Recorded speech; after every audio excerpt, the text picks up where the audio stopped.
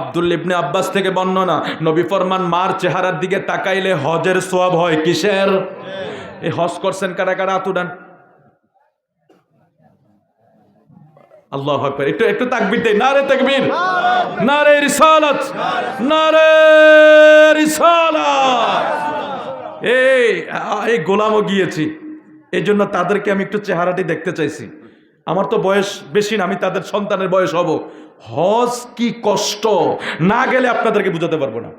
বেশি না 5 দিন বাইরে থাকতে পারলে আপনার হজ হয়েছে।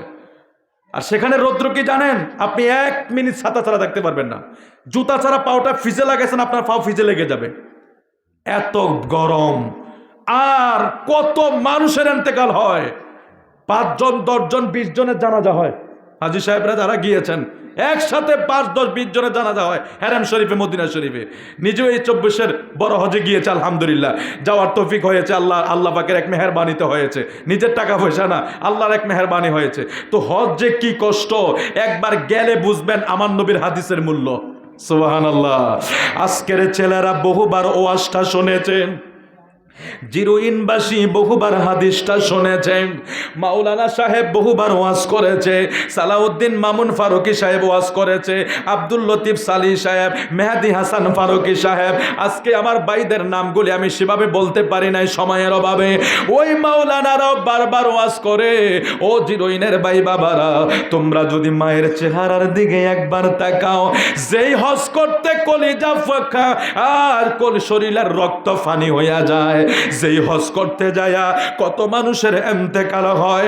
মুজদালিফা তাইকা মানুষগুলি যখন জামরার দিকে হাঁটা শুরু করে, এই নিজের 2 চোখে দেখছি কত মানুষ ফ্লোরের ভিতরে পয়রা গড়াগড়ি করে, পানির জন্য চিৎকার ছাড়ে, কত মানুষ এখানে মারা যায়। মানুষের খবর কে কার খবর নিবে? লক্ষ লক্ষ মানুষ জামরার দিকে রওনা হইয়া গেছে, কত মানুষের ইন্তেকাল দেখছি। ওই হজের মতো হজ আমার নবী কয় মায়ের চেহারার দিকে তাকাইলে হইয়া যাবে। এবার সাহাবী প্রশ্ন করে, ইয়া রাসূলুল্লাহ, নবী গো, ক্বালু ওয়া ইনা নাযারা কুল্লা ইয়াউমিন মিআতা মাররা। সুবহানাল্লাহ কোন আগে আমার নবী কইছে কয়বার? শেষ করে দে, একটু জোরে বলেন না, কয়বার কইছে? আমার নবী কয়বার বলছে? এবার আমার নবীর সাহাবীরা দেখছেন কি জিনিস আমাদের জন্য দিয়ে যাচ্ছে। আমার নবীকে প্রশ্ন করা মানে, আমার নবীর জবান থেকে বের হওয়া মানে, এটা উম্মতের জন্য কিয়ামত পর্যন্ত কবুল হয়ে যাওয়া। সুবহানাল্লাহ। আমার নূর নবীর জবান না, রহমতের নবীর জবানে কোনো কিছু বের হয়ে গেলে এটা আবার ফিরে যাবে নাকি? এটা তো আল্লাহ বলে, আমি তো আমার হাবিবের দিকে তাকিয়ে থাকি, হাবিব চাইবে তো আমি কবুল করে নেব। দেখছেন আমার নবীর ইচ্ছাটা আল্লাহ কি দিয়ে দিয়েছেন। সাহাবীরা, আমার নবী বলছেন একবার, এবার সাহাবীরা বলছে হুজুর ক্বালু ওয়া ইনা নাযারা কুল্লা ইয়াউমিন মিআতা মাররা, নবী গো দৈনিক যদি 100 বার তাকায় কি হবে? আমার নূর নবী কইছে উম্মত, একবার তাকাইলে একটা হজের সওয়াব হবে না। সাহাবীরা যখন প্রশ্ন করছে, নবী গো যদি 100 বার তাকায় কি সওয়াব হবে? আমার নূর নবী কয় 100 বার তাকাইলে দৈনিক 100টা হজের সওয়াব হবে। সুবহানাল্লাহ। হায় হায় হায় হায়। আমার নবীর হাদিসের মূল্য যদি এই দেশের মানুষগুলি বুঝতো। ও ভাই, মায়ের জন্য বৃদ্ধাশ্রম হয় নাকি আমার? হায় হায়, নবী কি বলতেছেন? আমার নবী বলতেছেন তোমার মার চেহারায় হজ, জান্নাত। কোথায়? মক্কা মদিনা খুঁজতে গেছো না, সেখানে নাই। হুজুর কোথায়? কয় তোমার পায়ের নিচে জান্নাত। আল্লাহু আকবার, আল্লাহু আকবার। হযরত মুফতি গোলাম মোহাম্মদ, এই হজ মায়ের চেহারায়, জান্নাত মায়ের পায়ের নিচে। এবার আমরা যদি জান্নাত, আমরা মায়ের একটা ঘর করে দিই না, মাকে একটু কাপড় কিনে দেই না, মার একটা সেবা দেই না, মাকে বৃদ্ধাশ্রমে দিয়া বহু কোটিপতি বারবার মক্কা মদিনা যায়। আছে আছে আছে না নাই? বহু আছে, আমাদের জানা আছে তো। মা কিন্তু বৃদ্ধাশ্রমে, মাকে খাবার দেয় না, ও মক্কা মদিনা চলে যায়। আমার নবী বলছে না, এখানে দেওয়াল আছে, মা কষ্ট পেয়েছে, তোর কোনো কিছু আমি নবী কবুল করব না। আমার নবী কবুল না করে আল্লাহ তো কবুল করবেই না। আমার নবীর কাছে আগে কবুল হতে হবে, এটার দলিল আছে। আমার নূর নবীর দরবারে আগে কবুল হতে হবে, তারপর আল্লাহ বলে আমি কবুল করে দেবো। সুবহানাল্লাহি ওয়া বিহামদিহি। আল্লাহ আমাদেরকে কবুল করুক, জেনে বলে আমিন। হাদিসে মোবারকার ভাষা, হাদিসে মোবারকার গুরুত্ব, আমার নূর নবীর জবানের কথা আমরা মনোযোগ সহকারে শুনেছি, আমরা সেটাকে শ্রবণ করেছি, আমরা সেটাকে আমল করব। জিরোইনের ভাই বাবারা, যাদের ঘরে মা আছে, আজকের হাদিস শরীফ থেকে এই গোলাম কাউসার তো আপনাদেরকে কথাটা মাত্র শুনিয়েছে, এটা আমাদের বিশ্বাসে আমরা নিয়েছি, এটা আমার নূর নবীর জবান মোবারকের কথা, এটা আমার নূর নবীর জবান মোবারকের কথা। যদি মায়ের চেহারার দিকে তাকাইলেন, দৈনিক আমার নবী কয় 100 বার তাকাইলে 100টা হজের সওয়াব হবে। এই জন্য আমার নবীর হাদিস অনুযায়ী আপনাদের কাছে আমি হাত জোর করে বইলা যাই, আমরা নিজেরাও যখন বাড়িতে যাই, মাকে আমি এখনো হাদিয়া দেই, বাবাকে হাদিয়া দেই। সংসারের টাকা আলাদা, মার হাদিয়া আলাদা। অনেক সময় বাবা কিন্তু বৃদ্ধ হয়ে যাওয়ার কারণে বাবার একটু চা খাইতে মনে চায়, বাবার একটু আলাদা কিছু খাইতে মনে চায়, কিন্তু বাবার ইনকাম যখন বন্ধ হয়ে যায়, সন্তানের কাছে চাইতে বাবা লজ্জা পায়। ছেলে যদি ইচ্ছা করে না দেয়, বাবা লজ্জা পায়। আবার অনেক বাবারা চিন্তা করে, যদিও ছেলের কাছে টাকা আছে, তারপর বাবা চিন্তা করে না আমার ফুতের কষ্ট হইব, আছে না নাই? অনেক বাবারা ছেলের কষ্ট হইবে বলে বাবার কাছে ছেলের কাছে চায় না, নিজে কষ্ট পায় তারপরেও চায় না। জিরোইনের ভাই বাবারা, ভাঙ্গাইনের কারা ভাই বাবারা, আপনারাই আপনার বাবার দিকে খেয়াল রাখেন। বাবা যদি সংসার আলাদা করে দেয়, এমনও ইতিহাস আছে, বাবা সন্তানগুলির সম্পদ বন্টন করে দিয়া দিছে, মেয়ের গুলা দিয়া দিছে, ছেলের গুলা দিয়া দিছে। একটা সময় সবাই আলাদা হয়ে গেছে, এখন আর কেউ মারে খাওয়ায় না, এখন আর কেউ বাবারে খাওয়ায় না। বড় ভাই কয় ছোট ভাইয়ে খাওয়াইব, ছোট ভাই কয় 3 নাম্বারটা খাওয়াইব। ঠেলাঠেলি করতে করতে আমার নিজের কানে শোনা, কিছুদিন আগে প্রোগ্রামে যাচ্ছিলাম, বলাকা বাসে আমি উঠলাম, বাসের পিছনে দুইজন, একজন মহিলা একজন পুরুষ, তারা দুইজন একটা সংসারের কথা বলা বলি করছে। যখন আমি শুনলাম একজন মা নিয়ে কথা হচ্ছে, আমি একটু কানটা পাতলাম, তারা কি বলে। মহিলাটা ওই সংসারের কথা বলতেছে, বলে তার কয়েকটা ছেলে আছে, কেউই মারে খাওয়াইতে চায় না। পুত্রবধূরা তাদের জামাইদেরকে বলে, তুমি যদি তোমার মারে তোমার ঘরে আনো, আমি তোমার ঘরে থাকবো না। জোরে কি বলা যাবে? নাউজুবিল্লাহ।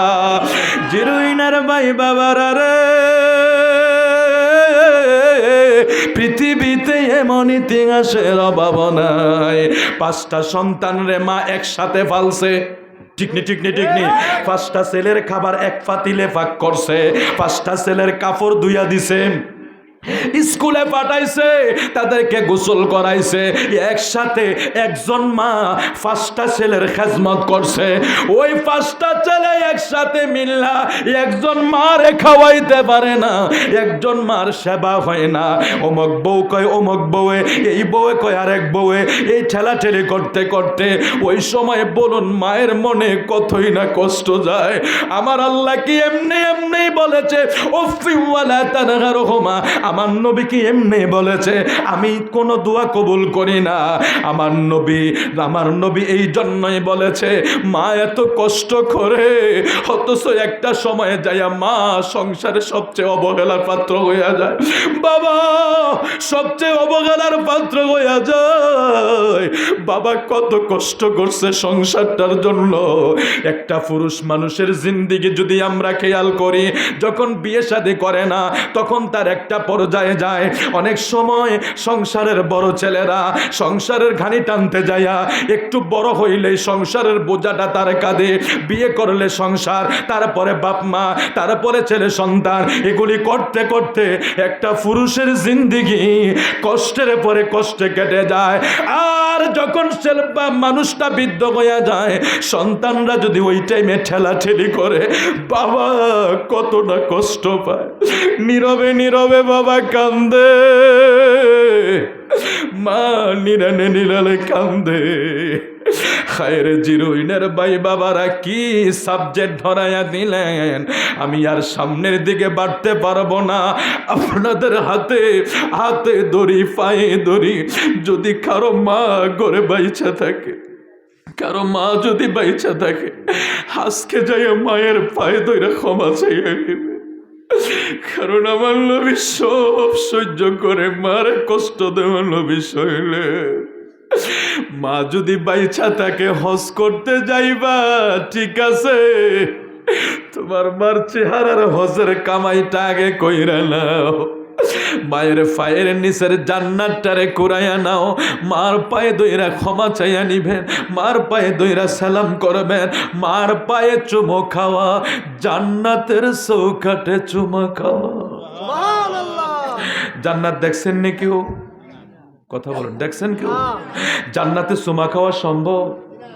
মরার পরে যাইতে পারলে, নাইলে জাহান্নাম জইলা আঙ্গার হইয়া যাব, চুমা গাইব কই? আমার নবী কি সুযোগ দিয়া গেছে জিরুনের ভাই বাবারা। নবী কয় তোমরা যদি জান্নাতের চৌকাঠে চুমা খাইতে চাও, আমরা মারা গেলে জাহান্নামে যাব না জান্নাতে যাব জানি না। আমার নবী কয় জান্নাতের চৌকাঠের চুমা যদি খাইতে চাও, দুনিয়ায় যার মা বাইসা রইছে, মা যার বাইসা রইছে, মার পায়ে দইরা চুমা খাও, এটাই তোমার জান্নাতের চৌকাঠে চুমা হইয়া যাবে। সুবহানাল্লাহ। নারে তাকবীর, নারে রিসালাত। হাফেজ মুফতি গোলাম মোহাম্মদ কাসসাবুর। বাবা বাবা, যার আর মা বাবা নাই আপনারা কি করবেন? এগুলি মাসালা শিখে রাখুন। নবীজি বলছেন সপ্তাহে একবার হলেও বাবা মার কবর জিয়ারত করা আমার নবীর নির্দেশ। মনে থাকবে তো ইনশাআল্লাহ? এখন ইউটিউব মৌলবীদের কথাবার্তা শুনে আপনাদের ইমানকে নষ্ট করবেন না। আমার নবী বলছে একটা সময় আসবে বৃষ্টির মতো জমিনে, বৃষ্টি যেভাবে পড়ে না এভাবে জমিনে ফিতনা ছড়াবে। আপনাদের এলাকায় মিলাদ আছে, কেয়াম আছে, মিলাদুন্নবী আছে, নবীজির সম্মান আছে, জিয়ারত আছে, 4 দিন আছে, 40 আছে।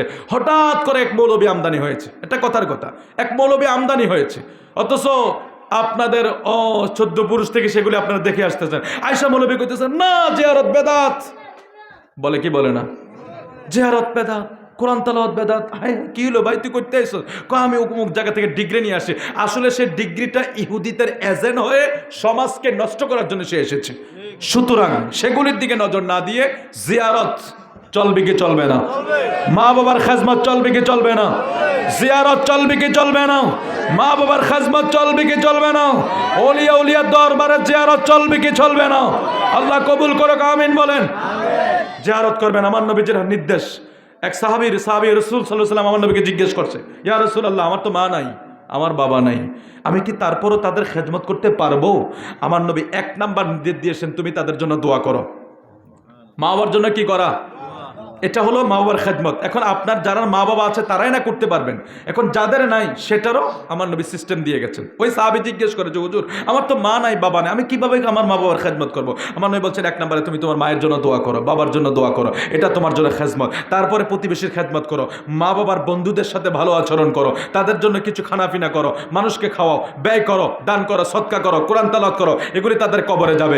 এই আমার নবী আরেকটা কথা বলে গেছেন, খুব মজার কথা। নূর নবী বলে গেছেন, শোনো, মানুষ যখন, অনেক মানুষ আছে গুনাহ লইয়ে কবরে যায়, যায় না? যায় না? মানে আপনারা জিরোইনে না যাইতে পারেন, কিন্তু আমরার গুনাহ আছে। আপনাদের হয়তো এরকম নিষ্পাপ থাকতে পারে, আওয়াজে বোঝা যায় সব নিষ্পাপ, ঠিক না? আওয়াজে বোঝা যায় সব নিষ্পাপ। আল্লাহ কবুল করুক। নিষ্পাপ বানানোর মালিক কে? বলুন না। তো আল্লাহ করে দিলে কি জিরোইনের মানুষকে আল্লাহ নিষ্পাপ করে দিলে আমার কি ক্ষতি হইব? লস হইব নাকি? আল্লাহ সবাইকে নিষ্পাপ বানিয়ে দেখ। তো মানুষ যখন মারা যায়, মানুষের গুনাহ লইয়া অনেকে কবরে যায়। আমার নবী বলতেছেন ওই ধরনের মানুষগুলি গুনাহ লইয়া কবরে যাওয়ার পরে যদি তার ছেলে তার জন্য দোয়া করে, কোরআন তেলাওয়াত করে, জিকির করে, দান সদকা করে, এই সওয়াবগুলি তার কবরে যায়। কোথায় যায়? এখন কবরে কি সে গুনাহ করতেছে? গুনাহ করে বন্ধ না, তার গুনাহ ফোজাটা সে নিয়ে গেছে। আমার নবী বলতেছে কবরে, তার কবরে যখন তুমি এই 4 দিন না 40 মৃত্যুবার্ষিকী কোরআন তেলাওয়াত, জিকির, আজকার, মাহফিল সবকিছু কইরা যখন কবরবাসীদের সওয়াব, রুহানি সওয়াব রেসানি করবা, তার আমলনামা এগুলি জমা হইতে থাকে। সুবহানাল্লাহ। তো গুনার খাতা না অফ, আমলনামার খাতা কি আছে? এটাও আখিরি জমানার নবীর উম্মতের স্পেশাল একটা মর্যাদা। সুবহানাল্লাহ বলেন। আমার নবী সব দরজা বন্ধ করে দিয়েছে, বড়দের পরে 3টা খোলা রাখছে। সদকা জারিয়া, মসজিদ মাদ্রাসা, ভালো রাস্তা কালবা করবা, ভালো সন্তান যদি দুনিয়া জন্ম দিয়া যায়, উপকারী এলেম। আপনার সন্তান যদি নেককার হয়, সে যখন জিয়ারত করবে, কোরআন তেলাওয়াত করবে, আমার নবী কয় এগুলি কবরে যাইতে যাইতে যাইতে যাইতে তার গুনার খাতাটা হালকা হইতে থাকে, আর সোয়াবের খাতাটা বাড়তে থাকে। ওই যে গুনাহ তো স্টপ, সে তো আর গুনাহ করছে না, গুনার খাতা হালকা, সোয়াবের খাতা বাড়ি হইতে হইতে আমার নবী কয় ময়দানে মাশরে সে এক সময় নেককার হইয়া কবরের থেকে উঠে। কি এক রাস্তা! আমরা কি বন্ধ করে দেবো? এই রাস্তা কি বন্ধ করে দেবো? দেখছেন আমার নবী কি সুন্দর রুল দিয়ে গেছে আমাদের জন্য। আল্লাহু আকবার। আল্লাহ তুমি আমাদেরকে কবুল করে, জোরে বলে আমিন। দুটা বিষয়, আরেকটা সেটা হলো আমার নবী আল্লাহ কোরআন শরীফে বলছেন অকরনা ফি বুয়ুতিকুন্না ওয়ালা তাবাররুজনা তাবারুজাল জাহিলিয়াতিল উলা।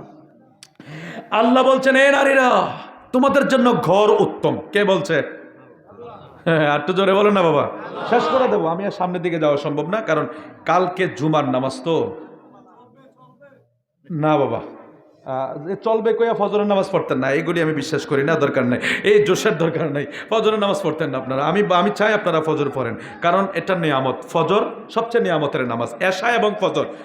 বলবো বলেন, শোনেন, এশা এবং ফজর। আমার নবী বলছে যারা এশার নামাজ জামাতে পড়ে, ফজরের নামাজ জামাতে পড়ে, সারা রাত্র নফল ইবাদতের সওয়াব হয়।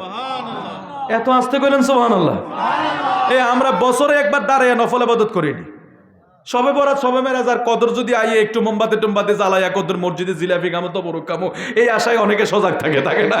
তো সজাগ থাকে, কিছু নামাজ টামাজ পড়ে, এছাড়া আর পড়ার সুযোগ আছে, পড়ি না, বা কেউ পড়ে, অনেকেই পড়ে না। অথচ আমার নবী বলছে বেশি না, সারা রাত্র নফল ইবাদত সওয়াব হইব যদি তুমি শুধু এশার নামাজটা জামাতে পড়বা আর ফজরটা জামাতে পড়বা। হায় হায় হায় হায়, মাঝখানে ঘুমাইয়া থাকলো সওয়াব লিখা হয়ে যাইতেছে। একটু জোরে কই আল্লাহু আকবার। সওয়াব দেওয়ার মালিক কে?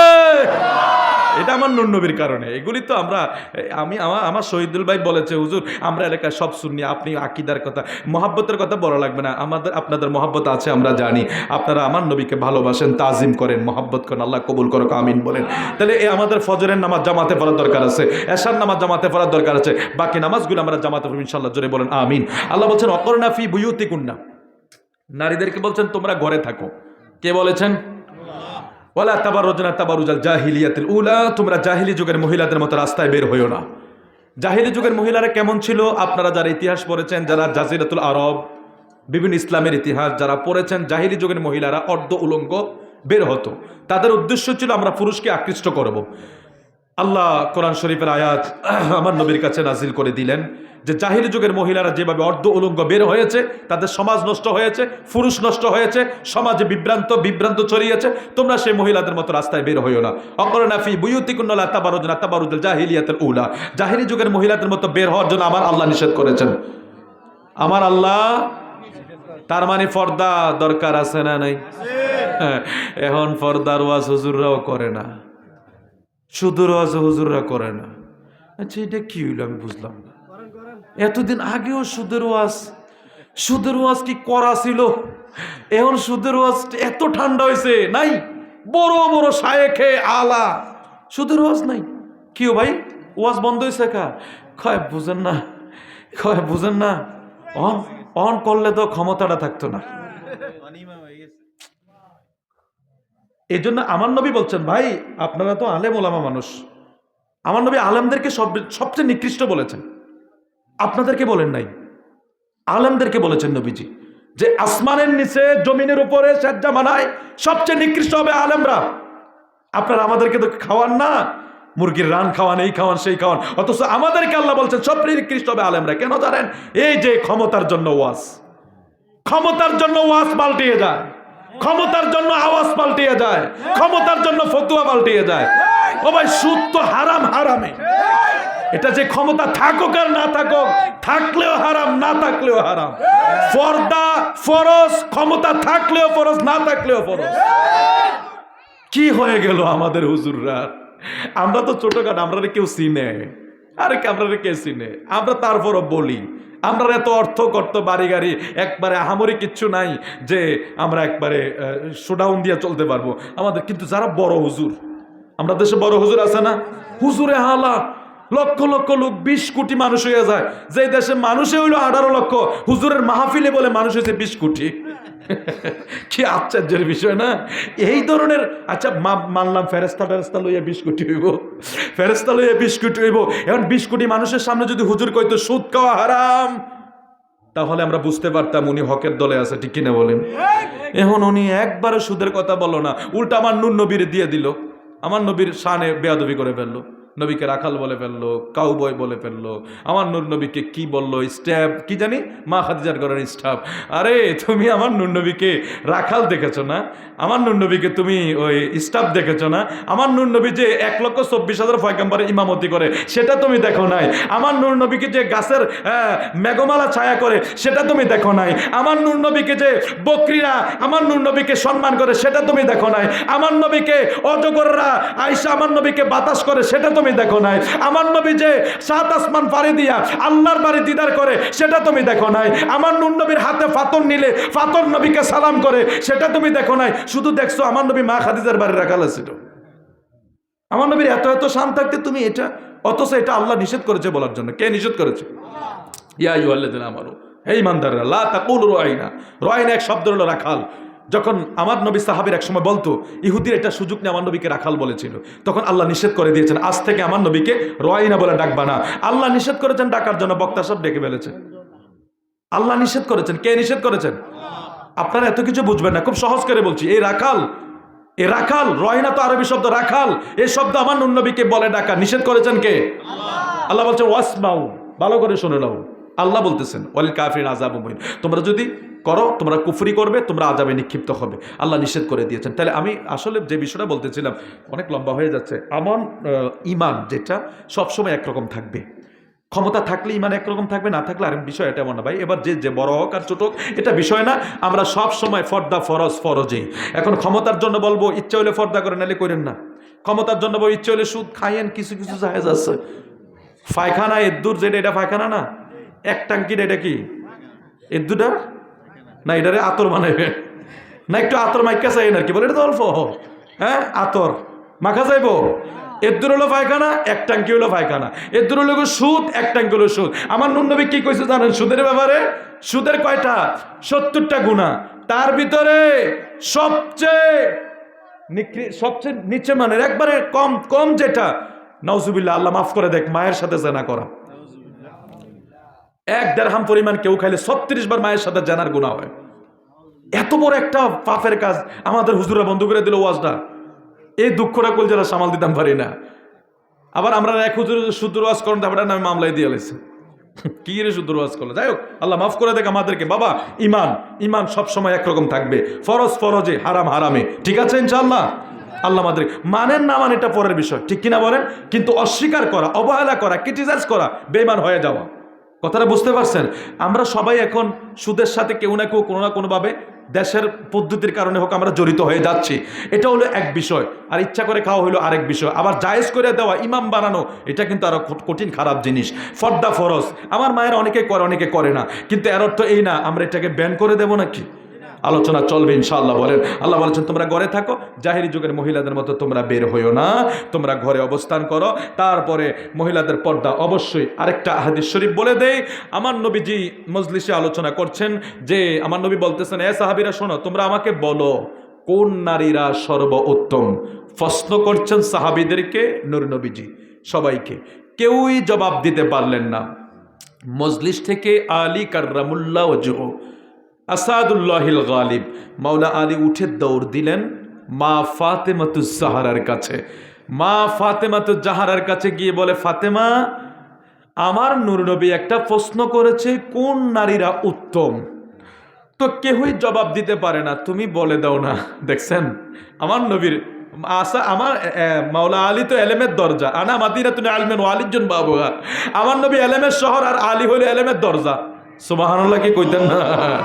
আমার নবীর এলেম কি তুলনা আছে নাকি? আমার নবীর এলেমের কোনো তুলনা নাই, কোনো সীমা রেখা নাই, এটা ভিন্ন বিষয়। তো ফাতেমার কাছে গিয়ে বলেন, ফাতেমা তুমি বলে দাও না, আমার নূর নবী বলেছে কোন নারী উত্তম, কেউই জবাব দিতে পারে না, তুমি বলে দাও। আমার মা ফাতেমা তো আমার নবীরই অংশ, আমার নবীর শরীর মোবারকের অংশ। ফাতেমা বলে দিচ্ছে, আলী আমার বাবাকে যাইয়া, আমার নূর নবীকে যাইয়া বলবা ওই নারী উত্তম। নবীর প্রশ্নের জবাব দিছে নবীর কলিজার টুকরা কন্যা, ওই নারী উত্তম। কোন নারী? যেই নারীকে পর পুরুষে দেখে না, যেই নারী পর পুরুষকে দেখে না। কথাটা বুঝতে পারছেন না আপনারা? আমি শুনছি মায়েরাও নাকি প্রজেক্টরে আছে, একটু দেখেন হাদিস শরীফটা। আমার নবী প্রশ্ন করছে কোন নারী উত্তম। মা ফাতেমা জবাব দিচ্ছে, মাওলা আলী যখন জানতে চেয়েছেন, যে মা ফাতেমা বলছেন যেই নারী পর পুরুষকে দেখে না, যেই নারীকে পর পুরুষে দেখে না, ওই নারী উত্তম। আলী আমার নবীর কাছে গিয়ে তাড়াতাড়ি কথাটা জানিয়ে দিলেন, হুজুর ফাতেমা তো এটা বলেছে। তো আমার নবী কয়, ফাতেমা তো আমারই অংশ, ফাতেমা যা বলেছে হক বলেছে। সুবহানাল্লাহ। তাহলে আমার নবীর কলিজার টুকরাদের কথা আমরা মানতে হবে না বাবা? পর্দা ফরজ, সুদ হারাম, গোশ হারাম, গিবত হারাম, এগুলি চলবে না যত স্বচ্ছ চলা যায়, বেঁচে চলা যায় দুনিয়ার সামান্য সময়ের জন্য। এই চোখ থেকে এই চোখের দূরত্ব যত, আমার নবীকে মৃত্যু আরো কাছে, মৃত্যু আরো কাছে। তারপরে আমার নবীর মোহাব্বত, ভালোবাসা, তাজিম দরকার আছে না নাই? আল্লাহ তুমি আমাদের সবাইকে কবুল করো, আমিন বলেন। আর সামনের দিকে পাচ্ছি না, আসুন একটু দাঁড়িয়ে আমার নবীকে সালাম দিয়ে দেই।